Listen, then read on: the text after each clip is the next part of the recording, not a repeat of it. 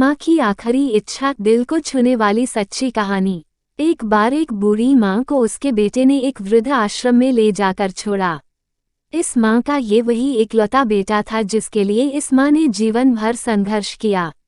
इस बेटे के लिए वो सब कुछ किया जो एक माँ को करना चाहिए या माँ कर सकती हैं। और आज भी अपने बेटे को किसी भी तरह की परेशानी ना हो इसलिए आश्रम में रहने के लिए भी तैयार हो गई।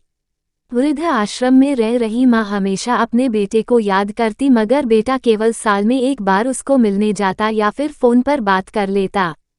कई साल बीत गए। वृद्ध आश्रम से बेटे को एक दिन फोन आया। उन्होंने कहा, बेटा जल्दी से आश्रम आके अपनी माँ से मिल लो, वो बहुत सीरियस है।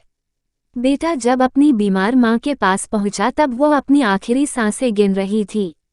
बेटे ने अपनी माँ से उसकी आखिरी इच्छा पूछते हुए कहा, माँ मैं तुम्हारे लिए क्या कर सकता हूँ बताओ। माँ ने कहा, बेटा इस आश्रम में गर्मी और मच्छर बहुत ज़्यादा है, यहाँ पर कुछ पंखे लगवा देना। फ्रिज ना होने की वजह से यहाँ पर हम बूढ़ों को कई बार भूखे पेट ही सोना पड़ता है, क्योंकि किसी ने दिया हुआ खाना खराब होने से नहीं बचा पाते।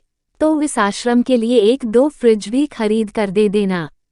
बेटे ने अपनी माँ की सारी बात सुनी और अपनी माँ से पूछा, आपने इतने साल यहाँ पर निकाल दिए पर आपने कभी भी यह बातें मुझसे नहीं कहीं और अब जब आपके पास टाइम नहीं बचा है तब आप ये सब कह रही है, ऐसा क्यों?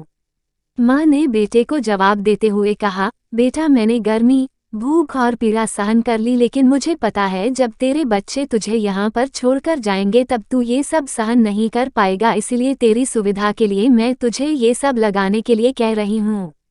दोस्तों, माँ की ये आखिरी लाइनें किसी भी बेटा या बेटी की आंखें खोलने के लिए सक्षम है।